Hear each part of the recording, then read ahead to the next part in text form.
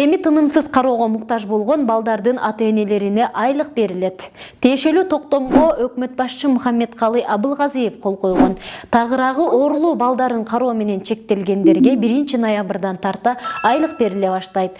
Маянанын суммасы 5000 сомдун тегерегинде болмокчу. Ал персоналдык жардамчы деген категориядагы патенттин негизинде чегерилет. Салык жана социалдык камсыздандыруу чыгымдары бюджеттен каралат. Бирок мүмкүнчүлүгү чектелген балдардын баарынын эле ата-энеси айлык ала албайт. Өлкөдө 30 миңден ашуун кароого муктаж бала катталган болсо, анын 6 миңинин гана ата-энесине айлык чегерилмей болуп жатат. Кандай оорулуу балдардын ата-энеси айлык ала алат? Маанилүү учур. Багуу жана көзөмөл кылууга муктаж деген аныктамасы бар балдардын ата-энеси айлык ала алат. Мындай аныктама төмөнкү оорулууларга берилет.